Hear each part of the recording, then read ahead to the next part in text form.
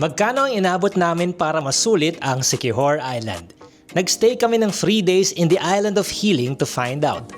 At sa video na to, ipapakita namin ng mga pwede nyong gawin, plus sa dulo, ibe-breakdown namin ang total na nagastos namin para malaman nyo kung magkano ang kailangan nyong i-prepare. Samahan nyo kami as we spend 3 days and 2 nights in Siquijor. So maagang flight namin papuntang Dumaguete where we'll take a ferry going to Siquijor. Umalis kami ng around 4:30 AM from our condo to catch our flight and our grab cost 347 pesos. By the way guys, ang total airfare namin is 14,434 pesos. That includes yung papunta naming Dumaguete and flight namin back to Manila coming from Cebu kasi after namin sa Siquijor, nasa Cebu kami for a few days. Okay, so after an hour and a half flight, nakaland na rin kami sa Dumaguete. Pagkakuha ng bags, naglakad kami ng konti outside para kumuha ng tricycle that will take us to Dumaguete Port. 250 pesos ang fare for a 10 to 15 minute ride papunta sa port.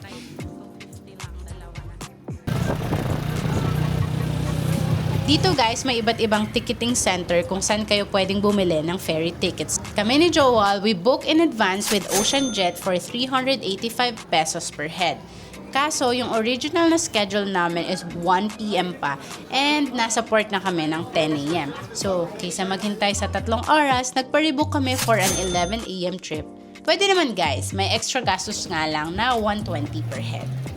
Now, pagdating nyo sa terminal guys, magbabayad muna kayo ng terminal fee and if may mabigat kayong bagahe tulad namin, pwede kayong mag-avail ng porter para tulungan kayo with your luggage. So, yung porter's fee namin is 150 pesos para sa 2 maleta na namin yan.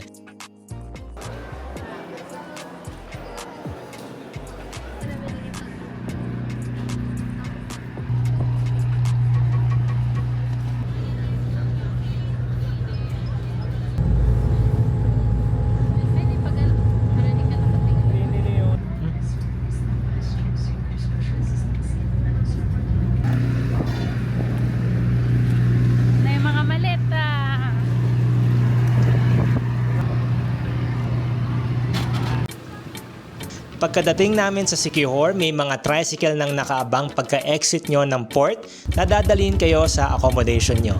Yung tricycle namin cost 400 pesos and from the port, it was a 15-minute trip papunta dun sa pagsestayan namin.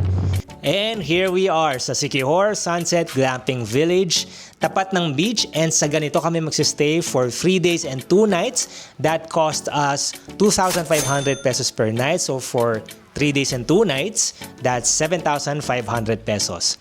So nagbabalang kami ng gamit at nagbihis before we explore the rest of this place. Bago tayo pumunta sa room, madadaanan natin yung mga swings nila.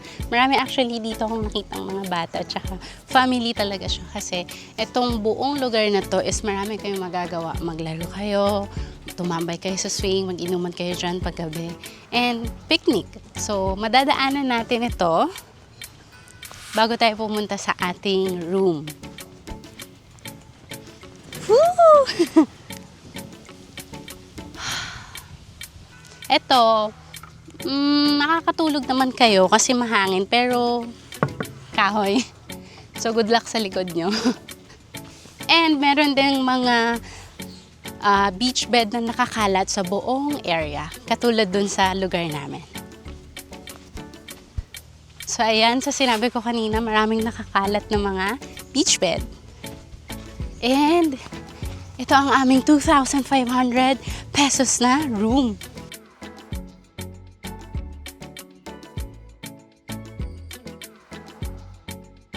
So next agenda namin is lunch and for that, nag-reserve kami sa Coco Grove. Hi guys! So papunta na kami sa Coco Grove. Nag-ask lang kami ng help sa aming concierge and magkano?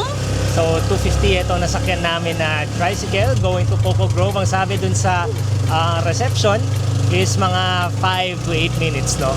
Or siguro mga 10 minutes, give or take. So ayun, we're on the way na papunta sa Coco Grove and babalitaan namin kayo kung ano makita namin doon mamaya.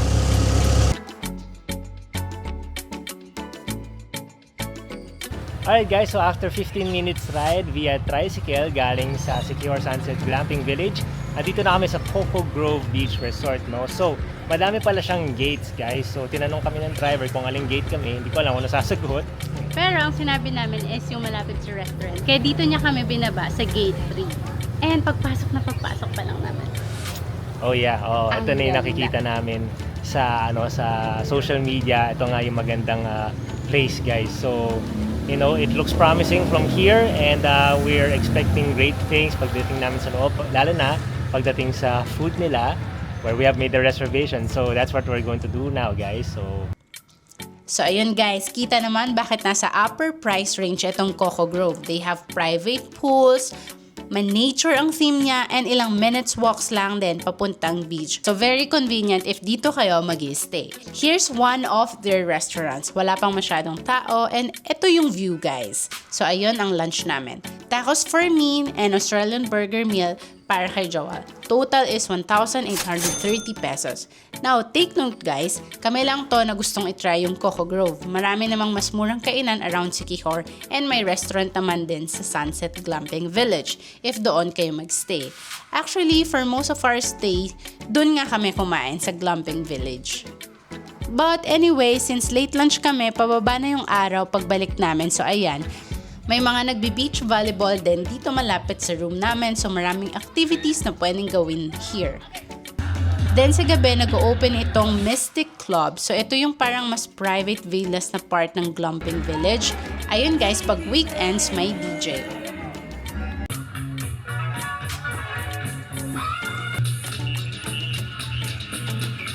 Speaking of which, sa mga nagpi-pickleball dyan, may pickleball court sila here. Then, to cap off our first day, we had a few drinks habang nagre-relax by the beach. And that's day 1. Okay, so day 2, dito na kami nagsimulang mag-ikot around Siquijor. And for the next 2 days, kinuha namin si Kuya Carl para iikot kami sa island and kuhanan na rin kami ng drone shots.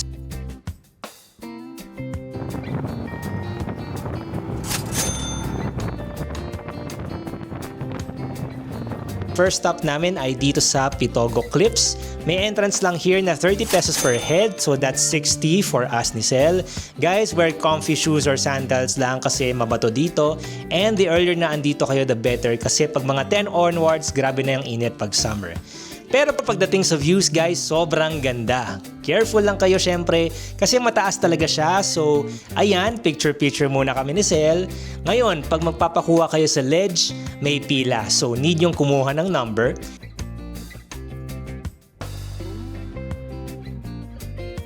Since matapang si Sel, siya na lang muna ang nagpakuha here.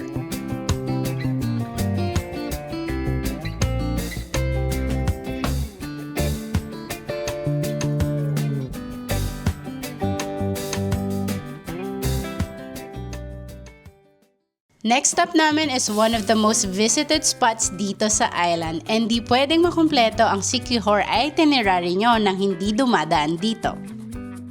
Welcome to Cambugahay Falls! So andito na kami sa isa sa mga pinakasikat na tourist spots here in Siquijor Island. So we're gonna explore, maliligo kami, we're gonna do swings I guess. And ferry walk. And ferry walk. So madami activities dito. I think we're going to spend a couple of hours dito para maligo. And napapakita namin sa inyo kung ano mahanap namin. So tara! Entrance dito is 50 per pax, at para makarating sa falls, need yung bumaba ng ilang steps. Sundan nyo lang yung crowd, few steps lang, makikita nyo na ang naggagandahang Cambugahay Falls. Now guys, may iba't ibang level ang Cambugahay Falls na may kanya-kanyang activities per level. So kami, inuna muna namin ang top level kung saan nyo magagawa yung ferry walk. May fee din ang ferry walk guys, 50 per pax. May mag-guide na sa inyo and 1 to sawa na kayo once nakapagbayad na kayo. Plus, pwede nyo rin silang pakuhaan ng videos with your phone tulad nito.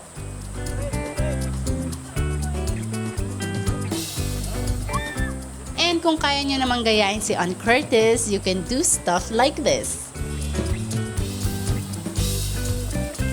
Pwede rin kayong mag-tip sa ating mga local guides. After nun, bumaba kami ng 1 level dito naman sa may Balsa. And for 100 pesos, pwede kayo dito para magpakuha ng photos and videos. So, bigay nyo lang yung phone nyo kay kuya and siya na bahala sa inyo. Alam na nila gagawin and you get shots like these. At may pagganito paggamit ang phone nyo. Just make sure to catch your phone.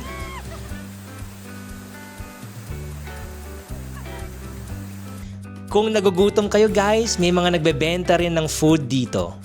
Alright guys, so kumain muna kami after ng mga photoshoot at ferry walk namin. In fairness, dito sa binibentang tinapay dito. 10 lang. Masarap siya. Cinnamon. Cinnamon, restaurant level. Seryoso. Parang cinnamon. Yun, parang cinnamon. Diba? Saka makakagawa lang. Parang masarap. Nice one.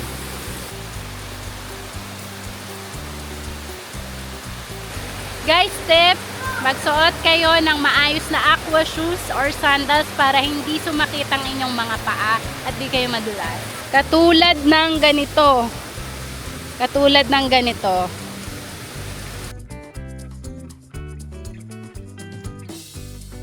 And sa lower level naman yung swing. So for locals, 20 pesos per pack siya. Again, 1 to sawa na yon. Pwede nyo ulit pakuha kila kuya yung pag-swing nyo. And make sure lang na pag sinabi nilang bitaw, bitaw na kayo guys.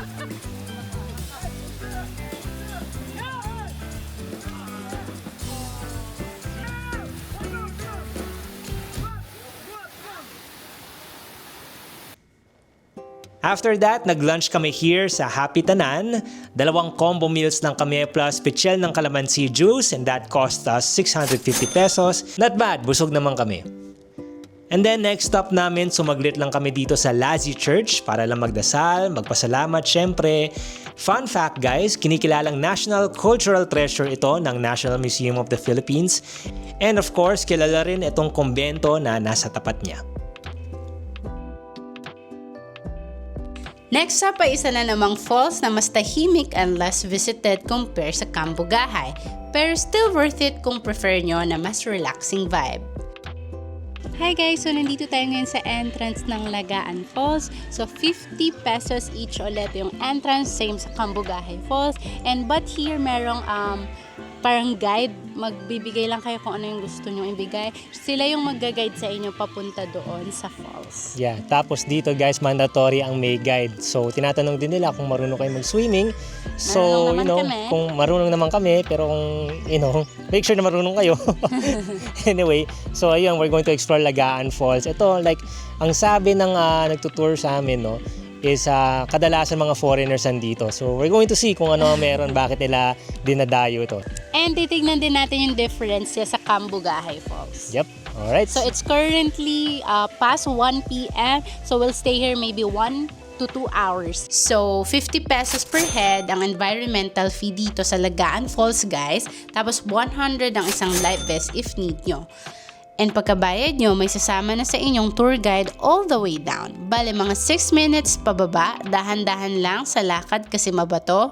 And here we are guys, Lagaan Falls. Mas serene, mas tahimik, mas maliit kaysa sa Cambugahay Falls. Pero sabi ko nga, if gusto nyo ng relaxing vibe, this is the place. May mga different activities din dito so pwede kayo mag-slide. Don't worry, smooth lang yung bato as in parang slide lang siya sa Splash Island. And like Cambugahay Falls, may swings din. Nice!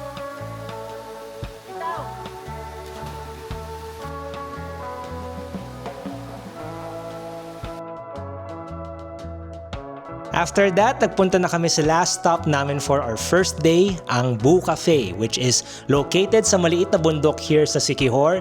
And pagpasok nyo, get ready for this view, guys.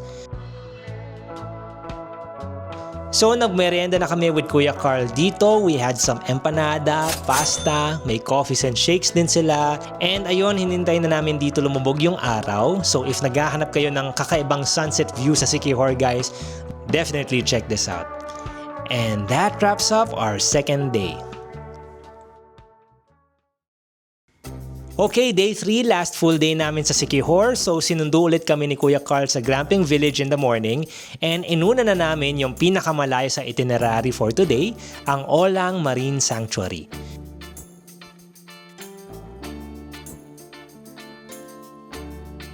Entrance is 100 pesos per pax. And kung gusto nyo mag-snorkeling or tingnan yung mga corals, that's 250 pesos per head. May kasama na yung life vest, snorkels, guide, and underwater photos or videos. Plus, meron din sila nitong bridge, so kung gusto niyo magpa-picture, perfect spot to. Kaya, it's time to pull out the drone.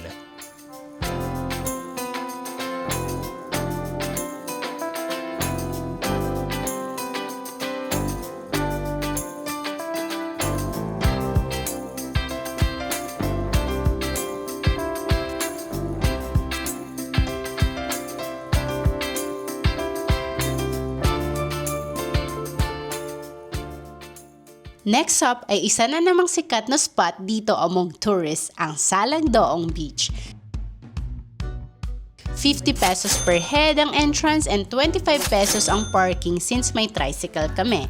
And bago kami maligo, we had lunch muna sa cafe/restaurant nila. So for the 3 of us, naka 1,200 kami sa pagkain, kasama na ang drinks. Take note lang guys, hindi pino ang buhangin sa beach na ito. Mabato siya actually.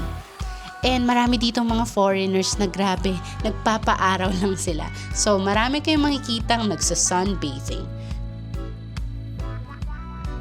So after namin mag-chill, umakyat na kami here for some great shots.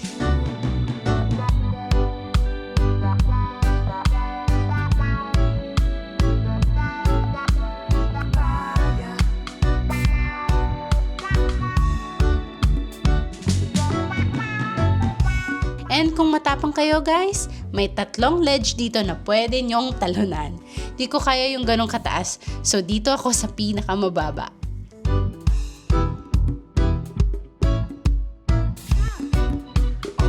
So yung next stop namin guys was supposed to be Secret Beach para magpa-picture kami sa balsa, pero sarado siya during that day. So nag-side trip kami dito sa Kinapokan Beach for the balsa shots, and that cost us 300 pesos. Nothing much here guys, not gonna lie, pero kung gusto niyo makuhanan sa balsa sa gitna ng dagat, okay naman dito. And of course, Sel had to go for a swim.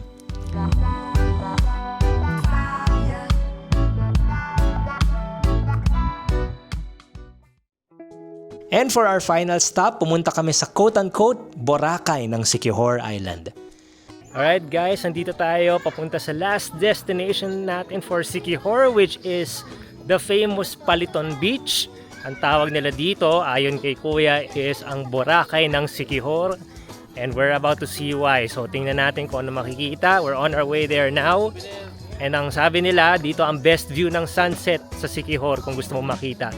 So, ayan, punta na natin. 20 pesos per head ang entrance dito guys, and 20 pesos ang parking. So going to the beach, susundan nyo lang itong daanan, may mga souvenir stores na rin along the way, hanggang sa makita nyo na ang actual beach.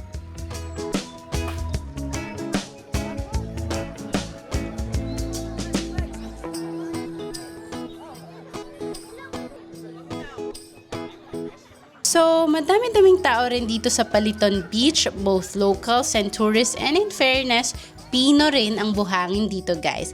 Iba pa rin ang Boracay syempre, pero kung naghahanap kayo ng malambot and Pino na beach, not bad naman dito. So dito na kami nagpalipas at naghintay sa sunset to cap off ang Siquijor tour namin. And if you reach this point sa vlog na to, as promised, ito ang breakdown ng expenses namin for our 3-day, 2-night stay here in Siquijor Island.